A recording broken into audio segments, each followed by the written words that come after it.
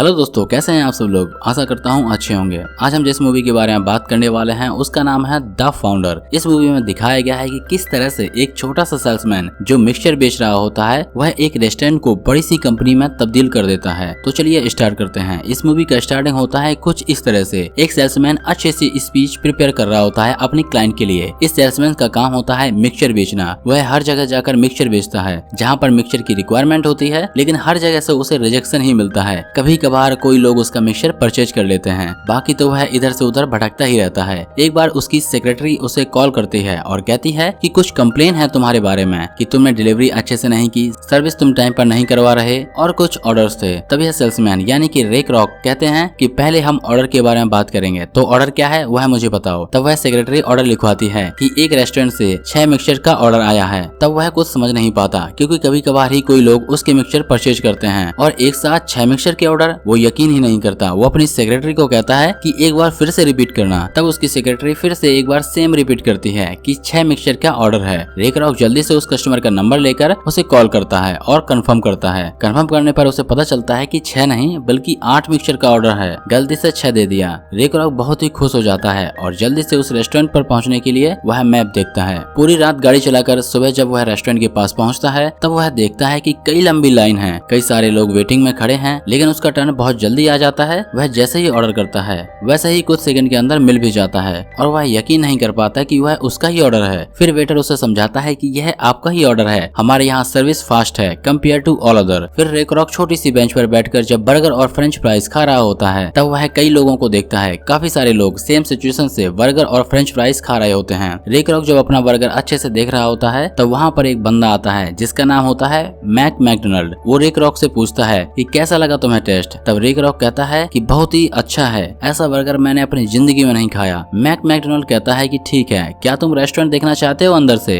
तब rake rock मना नहीं कर पाता और वह कहता है हाँ क्यों नहीं। फिर दोनों में बातचीत होती है मिक्सचर के ऑर्डर को लेकर। रेक रॉक जब अपना बर्गर खत्म कर लेता है उसके बाद मैकडोनाल्ड उसे पूरे किचन की शेयर करवाता है और बताता है स्टेप बाय स्टेप प्रोसेस क्या है उसके यहाँ, किस तरह से उन लोगों ने पूरे सेटअप में स्पीड ऐड कर दी है। वह अपने भाई से भी मिलवाता है जिसका नाम होता है डिक मैकडोनाल्ड। रेक रॉक बहुत ही खुश हो जाता है और उन दोनों को डिनर के लिए इनवाइट करता है। दोनों भाई एक दूसरे को देखते हैं और देखते ही देखते हाँ कर देते हैं, ठीक है हम डिनर के लिए आएंगे तुम्हारे साथ। फिर रेक रॉक उसे डिनर पर ले जाता है क्योंकि वह पूरी बात जानना चाहता था कि किस तरह से यह आइडिया आया और किस तरह से यह रेस्टोरेंट ओपन की। जब वह सारे सवालों के जवाब पूछता है तो वह दोनों भाई बारी बारी से आंसर करते हैं। मैक और डिक को सबसे पहले सिनेमा का आइडिया आया था, लेकिन उसके अंदर उनको काफी घाटा लग गया था। फिर उन लोगों ने सोचा कि क्यों ना खाने में हाथ आजमाया जाए। फिर उन लोगों ने छोटी सी रेस्टोरेंट ओपन की, लेकिन वह भी नहीं चली। फिर उन लोगों ने सोचा कि लास वेगास चलते हैं। फिर उसके बाद वह लोग लास वेगास आ गए और यहाँ पर उन लोगों का बिजनेस बहुत ही अच्छी तरह से चल रहा होता है। मैक कहता है कि हम लोगों ने यह रेस्टोरेंट जब ओपन किया था तब हमें कई सारे दिक्कत आई थी, क्योंकि जब कस्टमर का ऑर्डर आता था तब कई बार हम लोग उसे डिले से सर्व करते थे और कई बार रॉन्ग ऑर्डर चला जाता है। हम यह सारी प्रॉब्लम्स को सॉल्व करना चाहते थे, इसलिए हमने पूरे किचन की डिजाइन चेंज कर दी और हमने इसका नाम रखा है स्पीडी सिस्टम। इस सिस्टम के अंदर आपको 30 सेकंड से भी कम वक्त में बर्गर मिल जाता है जब आप ऑर्डर करते हो। इस सिस्टम के लिए हमने बहुत सारी मेहनत की, हमने कई बार डिजाइन प्रिपेयर की और उसमें चेंजेस किए। बाद में हमें फाइनली एक डिजाइन मिली जिस पर अभी हमारी रेस्टोरेंट वर्क कर रही है। रेक रॉक बहुत ही इम्प्रेस होता है इन लोगों की बातचीत से और वह पूरी रात सो नहीं पाता, लेकिन फिर भी जब वो अर्ली मॉर्निंग अपने घर जाता है तब वो अपनी वाइफ से मिलता है और उसकी वाइफ बहुत ही गुस्से में होती है क्योंकि यह दोनों लोग कहीं बाहर नहीं जा पाते क्योंकि रेक रॉक अपने काम से ही मतलब रखता है। रेक रॉक एक आइडिया शेयर करता है कि अगर हम रेस्टोरेंट ओपन करें तो उसमें बहुत ही ज्यादा मुनाफा है, लेकिन उसकी वाइफ मना कर देती है कि हमें रेस्टोरेंट ओपन करने की कोई जरूरत नहीं है, तुम पहले ही 3-4 बिजनेस कर चुके हो, सब में घाटा ही लगा है। इस तरह से इन लोगों के बीच में झगड़ा हो जाता है। रेक रॉक सोचता है कि उसे अपनी वाइफ का सपोर्ट चाहिए था, लेकिन उसे अपनी वाइफ का सपोर्ट नहीं मिल रहा। इस तरह से फिर से वह मिक्सचर बेचने चला जाता है, लेकिन मिक्सचर बेचने में उसे कुछ खास मजा नहीं आता और वह सोचता है कि इस काम में कुछ नहीं रखा। वो फिर से उन दोनों भाइयों के पास चला जाता है। अगले दिन वह दोनों भाई जब रेस्टोरेंट पहुंचते हैं उससे पहले ही रेक रॉक वहाँ पर पहुंच जाता है और उन दोनों भाइयों से मिलता है। वह दोनों भाइयों से बात करता है कि तुम्हारे बिजनेस आइडिया बहुत ही अच्छा है, तुम्हें फ्रेंचाइजी की जरूरत है, तुम लोग फ्रेंचाइजी क्यों नहीं आजमाते। तब वह दोनों भाई एक दूसरे की ओर देखते हैं और कुछ सोचते हैं और बाद में रेक रॉक को कहते हैं ठीक है कोई बात नहीं, हम बात करते हैं इसके बारे में। फिर रेक रॉक मैक और डिक को समझाता है कि अगर आप फ्रेंचाइजी देते हो तो आपको पता नहीं आप कितनी स्पीड से एक्सपेंड करोगे, कितना मुनाफा आएगा और मैकडोनाल्ड का नाम कितना बड़ा हो जाएगा। यह बात ये दोनों भाई सुनते हैं और रेक रॉक को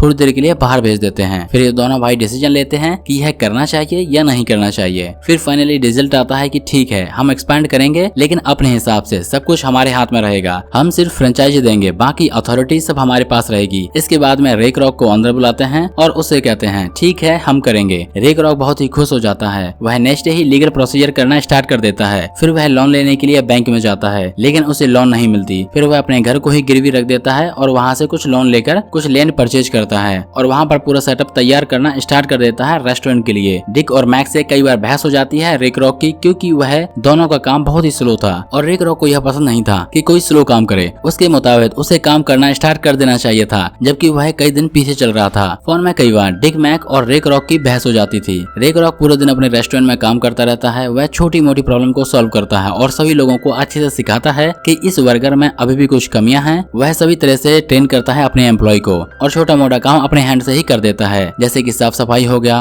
कूड़ा कचरे में डालना। वह सुबह से लेकर शाम तक काम करता है अपने रेस्टोरेंट में। कुछ दिन बाद वह अपनी वाइफ को लेकर क्लब में जाता है और वहाँ पर अपने दोस्तों से मिलता है। उनके साथ में आइडिया शेयर करता है कि ये बहुत अच्छा प्लान है, अगर हम फ्रेंचाइजी स्टार्ट करते हैं तो उस फ्रेंचाइजी को लेना। उसके सारे दोस्त पहले तो मजाक उड़ाते हैं लेकिन उसके बाद में रेक रॉक की बात मान लेते हैं। रेक रॉक जहाँ भी जाता है वहाँ पर फ्रेंचाइजी के लिए ही वर्क करता है और बिजनेस को किस तरह से एक्सपांड करें वही सिर्फ सोचता है। रेक रॉक को पता था कि इस बिजनेस में बहुत ही पोटेंशियल है, इसलिए रेक रॉक जरा भी हार नहीं मानता। धीरे धीरे वह फ्रेंचाइजी ओपन करने लगता है। डिक बहुत ही इम्प्रेस हो जाता है कि इस बंदे ने इतने कम समय में इतनी सारी फ्रेंचाइजी किस तरह से ओपन कर दी। डिक और मैक बहुत ही इम्प्रेस हो जाते हैं। रेक रॉक रुकने का नाम ही नहीं लेता और धीरे धीरे एक्सपैंड ही करता जाता है। वह city by city, state by state, हर जगह वह एक्सपैंड करता ही रहता है। फिर जब वह इंस्पेक्शन के लिए अपनी फ्रेंचाइजी में जाता है तब उसे पता चलता है कि यहाँ का हालत बहुत ही बुरा है। ऐसे वैसे लोग आ रहे हैं, साथ में बहुत ही गंदा बर्गर का टेस्ट है, कुछ प्रेस्टीज नहीं है बर्गर के अंदर। रेक रॉक यह सब देखता है और बहुत ही गुस्से में आ जाता है। वह जल्दी से एक बर्गर लेकर अपने फ्रेंचाइजी के ओनर के पास जाता है और उसे कहता है कि ये बर्गर है, इसमें तो वह टेस्ट ही नहीं है जो मैकडोनल्ड के बर्गर में होता है। इसके इंग्रेडिएंट्स आप देख रहे हो कुछ ठीक से नहीं है, और इस तरह से वहाँ से चला जाता है। फिर वह जो अच्छी फ्रेंचाइजी है उन्हें परमिशन देता है, बाकी सबको सस्पेंड कर देता है। जब रेक रॉक की वाइफ को पता चलता है कि रेक रॉक ने घर को गिरवी रखकर पैसे लिए हैं इंटरेस्ट पर बैंक से, तब वह बहुत ही गुस्से में आ जाती है। रेक रॉक का उसकी वाइफ के साथ झगड़ा हो गया था, लेकिन फिर वह जब अपने ऑफिस गया तब उसे पता चला कि वह घाटे में चल रहा है, क्योंकि आइसक्रीम की जो मशीन थी उसका बिल बहुत ही ज्यादा आ रहा था। उसकी सेक्रेटरी ने बताया कि यह बिल तो बहुत ही ज्यादा है, जिसकी वजह से हम लोग घाटे में चल रहे हैं। रेक रॉक को पहले तो समझ ही नहीं आया, फिर वह पूरी बात समझा। उसके बाद में उसने एक इंसान को हायर किया जो अच्छे से यह बातें समझता था।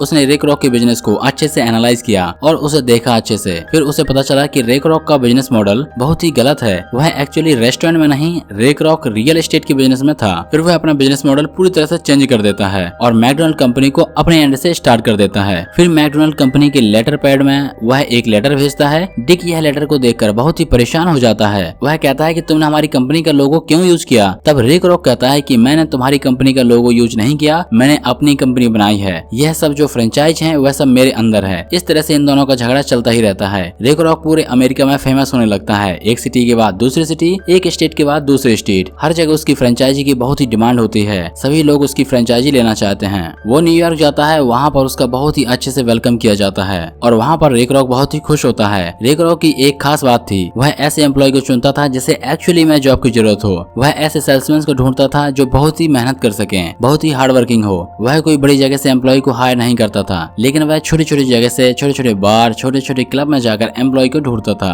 और धीरे धीरे सभी लोगों को मोटिवेट करता था अपनी कंपनी ज्वाइन करने के लिए। उसकी जो सोच थी वह बहुत ही अच्छी थी। लोगों को अट्रैक्ट करने के लिए इस तरह से वह अच्छे अच्छे एम्प्लॉय और मैनेजर ढूंढता गया और धीरे धीरे उसकी कंपनी का एक्सपेंशन होता गया और आज मैकडोनल्ड्स नेक्स्ट लेवल पर वर्क कर रही है। इसी तरह रेक रॉक का बिजनेस अच्छे से चल रहा होता है, तब उसकी वाइफ कुछ अच्छे से उसको रिस्पॉन्स नहीं करती, इसलिए रेक रॉक डाइवर्स मांगता है अपनी वाइफ से और लीगल प्रोसीजर स्टार्ट कर देता है। कुछ ही दिनों के अंदर मैक मैकडोनल्ड्स और डिक मैकडोनल्ड्स यह दोनों भाइयों के साथ रेक रॉक की एक मीटिंग होती है और इस मीटिंग में यह तय होता है कि रेक रॉक अपनी पूरी इंडस्ट्री को अपने पास ही रखेगा और उसके बदले में नाम और लोगो यूज करने के लिए डिक और मैक को कुछ परसेंटेज प्रॉफिट दिया जाएगा। और रेक रॉक इतना बड़ा बन चुका होता है कि डिक और मैक उससे फाइट नहीं कर सकते। एक तरफ डिक और मैक बहुत ही खुश थे और एक तरफ डिक और मैक थोड़े परेशान भी थे, क्योंकि उन लोगों ने जो रेस्टोरेंट स्टार्ट किया था आज उसे कोई और चला रहा है। और यह सब हुआ सिर्फ एक किचन के टूर से, एक किचन की मोनोपोली की वजह से जो मैक ने रेक रॉक को दिखाया था। रेक रॉक अपनी वाइफ से डाइवोर्स लेकर दूसरी शादी कर लेता है और अच्छे से अपनी लाइफ स्पेंड करता है एक बड़े हाउस के अंदर। यह मूवी बेस्ड है रियल स्टोरी पर। ऐसे ही रियल स्टोरी और बिजनेस लेसन्स के लिए हमारे चैनल्स के और भी वीडियो आप देख सकते हैं। तो वीडियो अच्छा लगा तो वीडियो को लाइक कर लीजिएगा और चैनल को सब्सक्राइब कर लीजिएगा। Thank you.